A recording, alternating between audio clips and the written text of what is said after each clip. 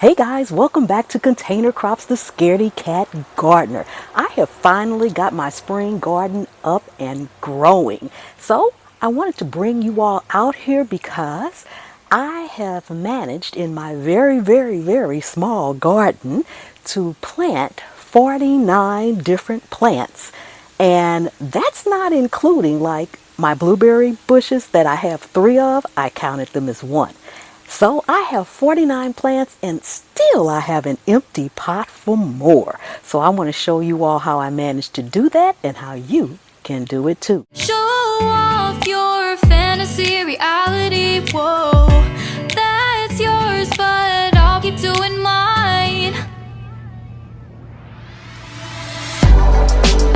You'll be living your good life, catch a glimpse from the outside all the time. Okay guys, we are back, but before we get started, if you are new to the channel, welcome. Thank you so much for stopping by.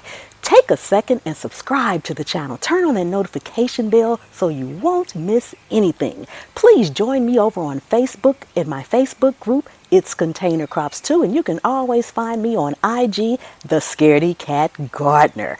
Okay guys, I think that's going to do it. Let's get started. Okay, so this is my patio garden and I have a few more containers over there. We'll head over there, but as you can see, it's a very small area for 49 different plants. So I'm going to take you up close, show you exactly what I have and what I've got. I've gotten my tomato cages ready for my tomatoes to go up. I've got plants that are in these stakes. I've got those ready for stakes as well. So what I have done is I am planting below my plants as well as planting upwards, which is giving me way more space. So down here I've got spinach and it is starting to come up. And this is my very first blueberry bush and it is doing really well. As you can see, we've got blooms there for fruits coming in over there. And we've got some more over here as well. See if I can get this in focus. The sun is so bright out here today, which is wonderful. I don't know if you guys can see this. It's right here. You can see in there or not. So there are blooms all over it. Moving on to my second blueberry bush. This is the second one I've got. And it is blooming too, as you can see. I've got quite a few blooms coming in here. Now, I actually have not planted anything in this one yet, down below. So that means I have more room for more plants. And you guys can count as I go along. So the blueberry bushes that are right here in a row, that counts as 1. That spinach counts as 2. So over here, this is my rescue blueberry bush. Look how well it's doing. Oh my goodness. Can you guys see those buds on there? Oh my goodness. Now in the bottom of this one, I have a sweet salad mix. As you can see, it's coming up nicely. And I also have some thyme. This is a different variety of thyme. I'm not exactly sure which one it is. I'll have to go back and look. So I have thyme coming up in here and I have sweet salad mix coming up in here along with my blueberry. Now I did do my research to see what should be a companion plant to what. So I am so proud of my little rescue blueberry bush. This was my dollar blueberry bush that was dead in the store, or so they thought. Over here we have oregano and rosemary. And I've had this oregano and rosemary in the same container for about 3 years now. And it's going to stay in here. I don't have anything else in here with it. And it just dies back in the winter and comes back. And as you can see, it is growing beautifully. Okay. All right, down here we have a strawberry in the middle. And as you can see, it is doing wonderful down there. Yes. You can see it's doing fantabulous. And along with the strawberry, because I know exactly how it's going to behave, I have sage, which is a good companion for it. I have some dill, and I also have some thyme. So it'll be a while before that strawberry bush actually takes over the container. So might as well put something else in it. And as you can see, I got my garlic and onion. I didn't even count the garlic and onion, guys, that I've got going around all my plants. I didn't even count that. Okay, moving on to this one. I have some cucamelon in here, and I'm not sure how it's going to do, but 3 of them are up already. I've also planted some squash back there, and there is a piece of celery that I just stuck in there from the bottom of a celery I had already. Now, yes, I do know that the squash and the cucumbers need lots of space to grow. So, look, I have staked them going up. I will be going up all of these stakes for both of them. They will grow upwards, not outwards. So I'm going to be guiding them along the way. And over here, these are my radish that gone to seed. They're going to seed. So I've just trellised them up the tomato cage, because by the time the tomatoes come up, hopefully these seeds will be here and I will be able to take that out. So along with the tomatoes I have in here, if I can get in here, let me see. I have, oh, I hope you guys can see that. I can't even see for the sun. Okay, I had to come on the other side. I've got a couple of Roma tomatoes in here, as well as some chives I have in there, and rosemary seeds. So by the time the tomatoes get established and grow up taller, then the chives and rosemary should be on their way. Now, if I have to repot some things as I go along, I'm more than happy to do so. Okay, over here in this pot, I have paste tomatoes that are coming up really nicely. And I also have some basil in the front of this and in the back, because the basil will help keep those horn worms away, I hope. And again, garlic and onion everywhere.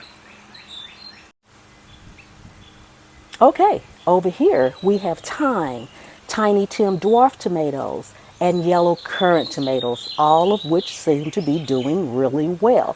And my thyme has started coming in back there. If you guys can see that.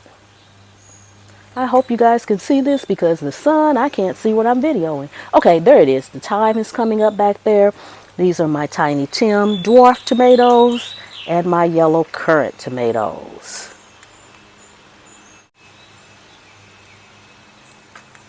Okay, over here we have Jersey Mike tomatoes, and I have Santerian. Can't pronounce that, but it's a sunrise tomato. It's a sunrise tomato. And I also have cilantro coming in over here as well. So that's what I have in there. They're doing pretty good. I hope you guys can see this. A little bit of shade where I can see. Okay, in this particular container, I have icicle radishes, which are coming up, and I have a celery stalk. Look at that celery stalk, guys. Isn't that celery stalk amazing? Look how big it is. Yes, I am actually leaving it out here to see just how big it can get before I actually harvest. I want to harvest this whole thing. Usually I come and get a piece off of it when I need it, but not this time. And then I've got the other one growing over there as well. Okay, in this container we have stevia, lemon, and grapefruit seeds, as well as red grape seeds. Now I know that's a lot, what looks like a lot for this container, but you have to realize it's going to take quite a while for a lot of these things to grow huge and become established. So while they're in the process, that's fine. And when I get ready to repot, if I have to repot the whole thing, I'm good with that. Okay, in this container, which is one of my larger brown containers, I have quite a few Georgia collards. I don't know how they're going to do. I'm testing this out because, you know, it's going to be scorching hot in a minute. But I just wanted to see, because I know they can tolerate quite a bit. And I also have some basil in here, and I have parsley in there. So I've got some coming up right there. Hope you guys can see that, because I can't see it because of the sun. Okay, don't know if you guys are keeping count. Over here we have my wonderful Swiss chard that I overwintered from last year, and it is coming back beautifully. Look at that. Look at how beautiful those leaves are. Ooh wee, I can't wait. I've got a lot of tatsoi in here. I just kind of cast it all over the place. So we'll see. Also, those tomato slices that I did that video on, one is coming up right here. And I hope the other two germinate as well. Back here I have some bok choy. Look at that. Look how beautiful that bok choy is looking. Yes, you can grow in containers. You do not have to be in the ground. Over here I have some lakeside spinach. and it's coming up quite nicely. I'm happy about that. And lots of tatsoi. This is my first time growing tatsoi, so I don't know what I'm doing, but we'll figure it out as we go along. Okay, over here we've got peppers, peppers, peppers. Okay, I've got a green bell peppers mix in this area. As you can see, something's coming up there. Now back here I have sugar rush peach peppers, and there's no sign of germination. I actually direct sowed those, so it may be a while because it's just not hot. Okay, here are some jalapeno. These are jalapeno La Bamba 2. I started these indoors, and if you look closely, look at that, guys. They are coming along so nicely already. I have 2 of these. These were the best things that I germinated inside this year. Then I have some paprika plants. They are starting to come up. I also started those inside, but as you can see, they are nothing like the jalapenos. I also have lemon spice, and they are coming up as well. These are just now poking their heads through, but it's kind of not hot enough, or it's just getting hot enough for peppers.